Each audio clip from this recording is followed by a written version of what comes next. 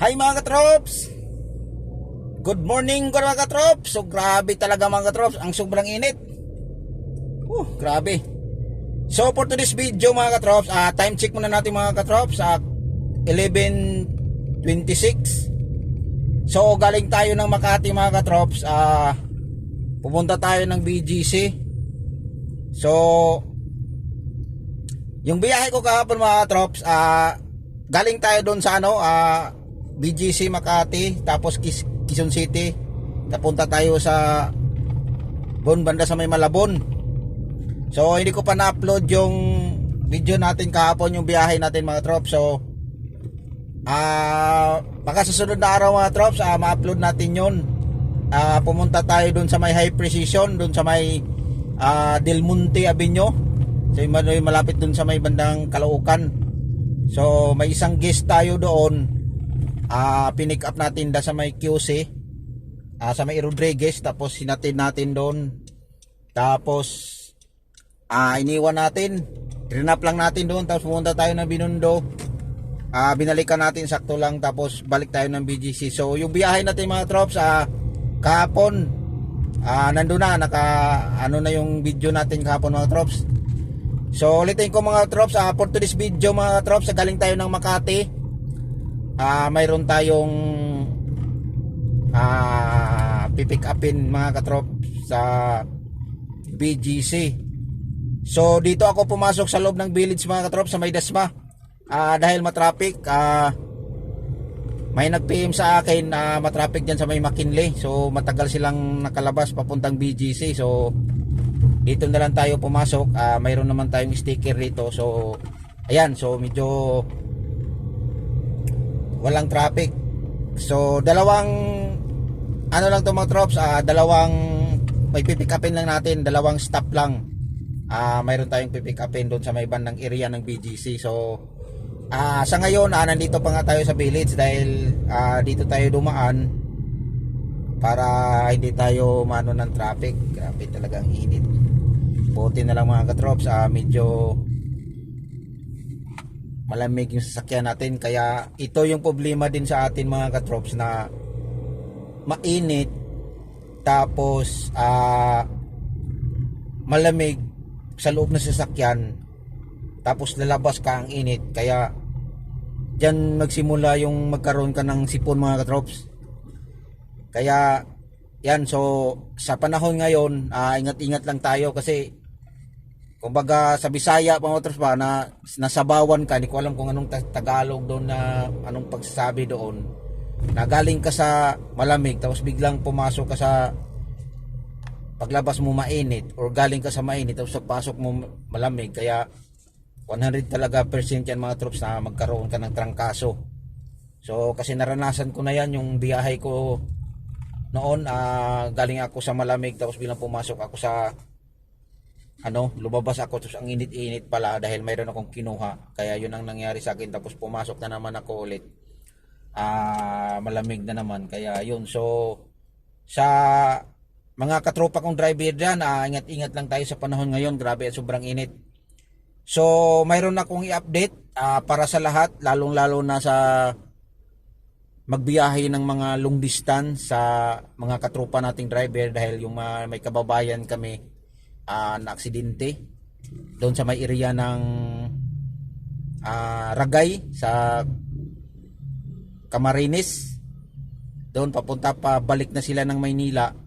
So na aksidente yung sasakyan nila na Hilux. Grabe mga trops. So kawawa naman yung, kasi on the spot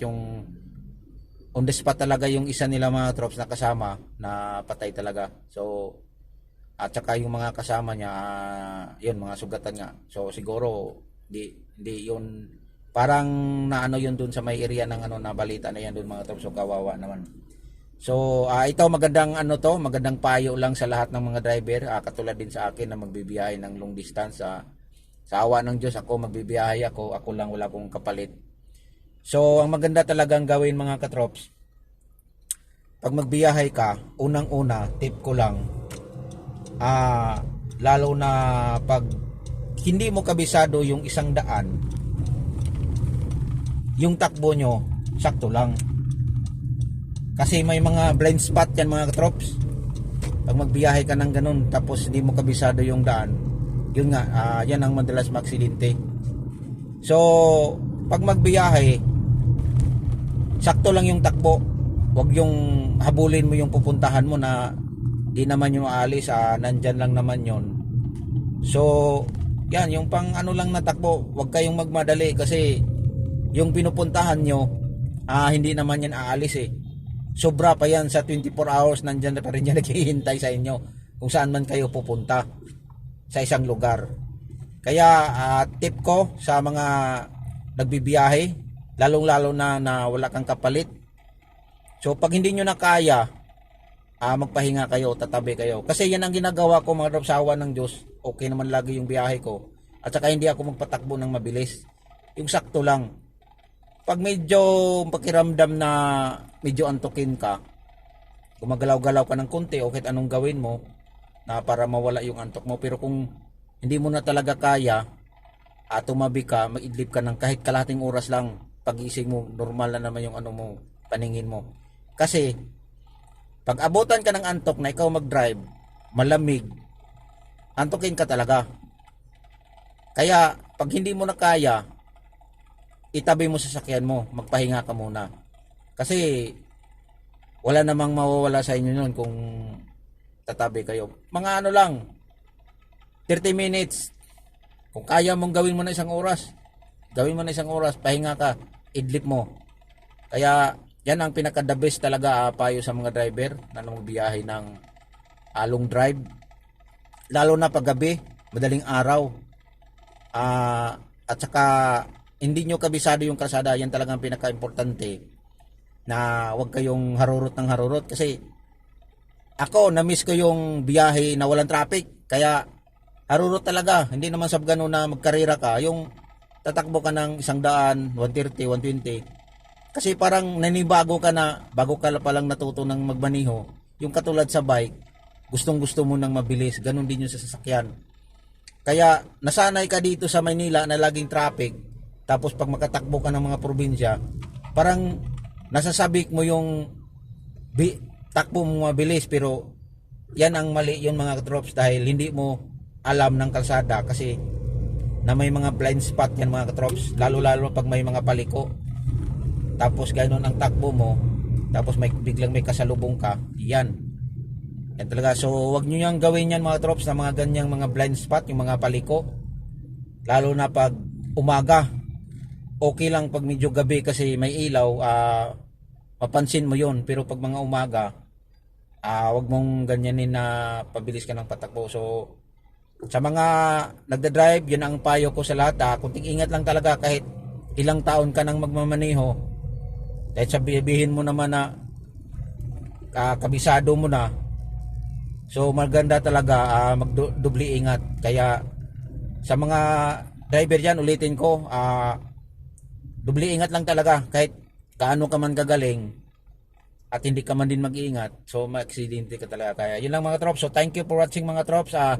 God bless ating lahat at ingat po tayo. So hindi na tayo mag-video mga trops, dalawang drop natin. So hanggang dito muna lang yung video natin kasi tatawagan ko pa, i-PM ko pa yung pupuntahan natin na 1 ride, 2 drop para makabalik tayo agad kasi kakain muna tayo, mag-break time na, mag alas 12 na.